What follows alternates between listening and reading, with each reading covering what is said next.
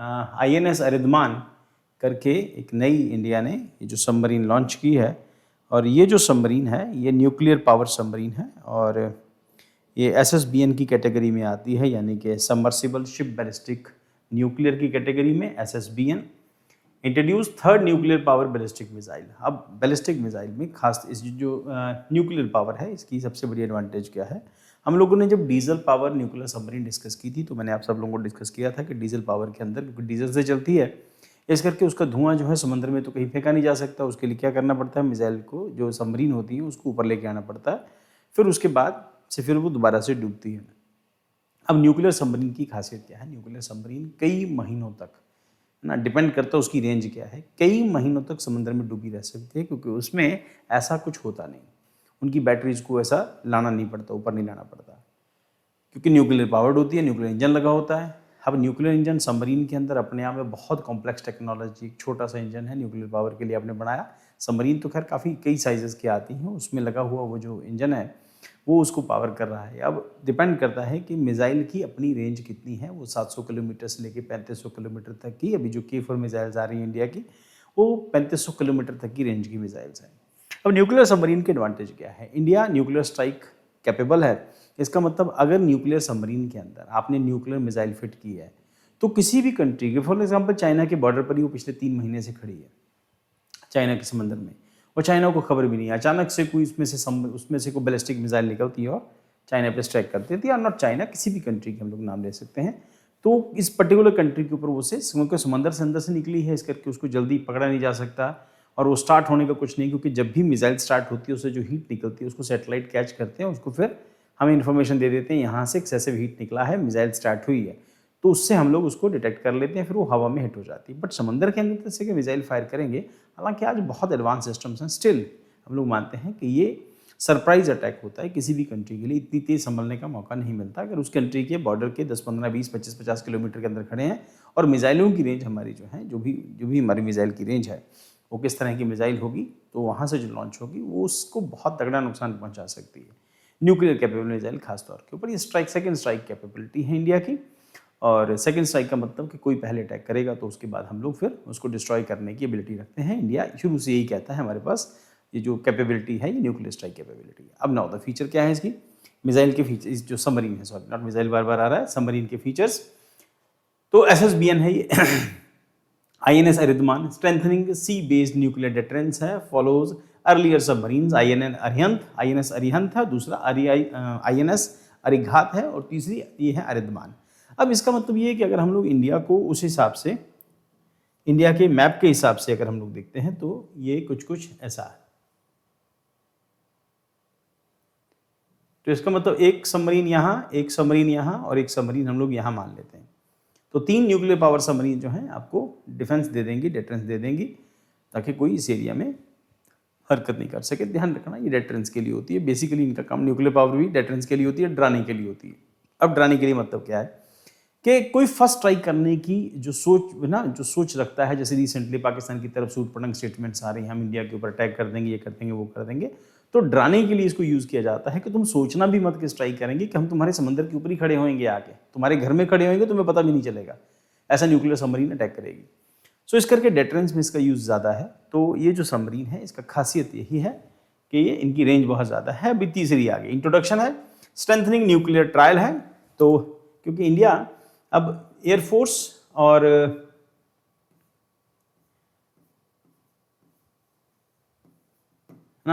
और फिर और आर्मी और नेवी तीनों से हम लोग स्ट्राइक करने की एबिलिटी रखते हैं। हम लोग, हमारे पास जो राफेल जो फाइटर जेट्स हैं प्लस Su-30 है, हम उनसे एयर स्ट्राइक करने की एबिलिटी रखते हैं। उसमें हम लोग न्यूक्लियर डेटरेंस कैरी कर सकते हैं, न्यूक्लियर वेपन जो है, न्यूक्लियर आर्सेनल, उसको कैरी करते हैं और किसी कंट्री को भी स्ट्राइक कर सकते हैं। प्लस सबमरीन हो गया, उसके बाद से जमीन से तो कर ही सकते हैं। Then strengthening nuclear trial, land based है, अग्नि मिसाइल है हमारे पास, एयर बेस्ड है, एयरक्राफ्ट है राफेल Su-30 MKI हमारे पास। देन उसके बाद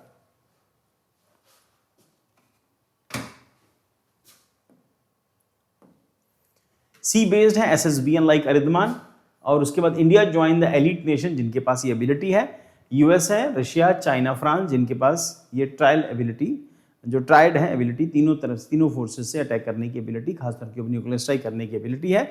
सेकंड स्ट्राइक कैपेबिलिटी हमारे पास है support India's no first use doctrine, हम किसी ऐसी कंट्री के अगेंस्ट न्यूक्लियर वेपन यूज नहीं करेंगे जो न्यूक्लियर वेपन कैपेबल नहीं है, जिसके पास अपने न्यूक्लियर वेपन नहीं है। तो दूसरा, ensures retaliation even every after enemies first strike, अगर आपने फर्स्ट स्ट्राइक पे हमारे ऊपर अटैक किया तो फिर हम आपको बर्बाद कर देंगे। देन उसके बाद एनहेंसेस क्रेडिबल मिनिमम डेटरेंस, तो ये एक एस्पेक्ट है कि हमने ये जो है ये जो एबिलिटी है तो मिनिमम डेटरेंस के लिए हम लोगों ने इसको डेवलप किया। मतलब ये कि हमारा टारगेट जो है किसी कंट्री को डिस्ट्रॉय करना नहीं है, पर अगर आप करोगे तो हम छोड़ेंगे नहीं फिर उसको। अप्रॉक्सीमेटली 7,000 टन की इसका जो डिस्प्लेसमेंट है एंड 8 वर्टिकल लॉन्च ट्यूब्स हैं हायर देन अर्लियर सबमरीन्स, तो इसमें 8 जो सबमरीन कैरी कर जो है ये जो मिसाइल कैरी कर सकती है। पावर्ड बाय न्यूक्लियर रिएक्टर है, can stay submerge for months, high stealth है, सर्वाइवेबिलिटी है, मिसाइल कैपेबिलिटी है। अब स्टेल्थ कैपेबिलिटी का क्या मतलब है कि जैसे जैसे हम लोग स्टेल्थ फाइटर जेट्स देखते हैं, स्टेल्थ की खासियत ये है कि उनको जल्दी पकड़े नहीं जा सकते, इनके ऊपर कोटिंग ऐसे की जाती है, डिज़ाइन ऐसे बनाए जाते हैं कि जल्दी ये जो सबमरीन्स हैं पकड़ी नहीं जा सकें। इनके ऊपर पेंट की कोटिंग है, उनका डिज़ाइन इस तरह से है, उनके अंदर जो वाइब्रेशंस हैं वो कंपैरेटिवली कम निकलती हैं। अब K-15 जो हमारा SLBM है और उसकी रेंज जो है 700 किलोमीटर तक है और इसकी रेंज जो है 3500 किलोमीटर तक की इसकी रेंज है, 3500 किलोमीटर तक दूर जा सकती है। Enables both short range and long range nuclear strike, evolution of नहीं बैलिस्टिक मिसाइल है, सॉरी ये K-15 submarine launch ballistic missile है, इसकी रेंज 700 किलोमीटर जा सकती है। K-4 जो है SLBM है, ये 3500 किलोमीटर तक जाके ये स्ट्राइक कर सकती है। इसका मतलब हम किसी कंट्री के बॉर्डर पे खड़े हैं और यहाँ पर हमारी सबमरीन जो है वो डूबी हुई हमारी सबमरीन खड़ी है, फॉर एग्जाम्पल ये सबमरीन है, अगर ये 3500 किलोमीटर तक हिट करती है तो इसका मतलब है कि अगर हम लोग चाइना को मेनली टारगेट करते हैं, चाइना के इंटीरियर तक जाके ये अटैक कर सकती है। और दूसरा, हमारे पास 700 किलोमीटर तक की स्ट्राइक रेंज की जो K-15 मिसाइल है वो 700 किलोमीटर तक अटैक कर सकती है। इसका मतलब ये आसपास के एरियाज पे अटैक कर सकती है जो 700 किलोमीटर की रेंज में आएंगे। तो ये मिसाइल को बहुत लीथल, ये जो सबमरीन को बहुत लीथल बनाता है, उसके साथ जुड़ी हुई उसकी जो मिसाइल्स हैं और उनके साथ जुड़ी हुई जो स्ट्राइक कैपेबिलिटीज़ हैं। पॉइंट इंपॉर्टेंट है, अगर हम लोग चाइना के बॉर्डर पे खड़े हैं, चाइना के ओशंस में खड़े हैं, तो चाइना किसी भी कंडीशन में न्यूक्लियर सबमरीन को डिस्ट्रॉय करने की जो है वो सोच नहीं सकता, जल्दी नहीं सोच सकता। उसको पता है कि इससे रेडिएशन फैलेगा। अगर मिसाइल डिस्ट्रॉय भी कर दी हम लोगों ने, सबमरीन डिस्ट्रॉय कर दी, तो बार बार उसमें फंबल हो रहा है, तो अगर हम लोगों ने सबमरीन डिस्ट्रॉय भी कर दी तो उस केस में सबमरीन के अंदर जो न्यूक्लियर पावर जो इंजन लगा है वहां से रेडिएशन फैलेगा और आसपास के एरियाज में पूरा समंदर हमारा पोल्यूट हो जाएगा।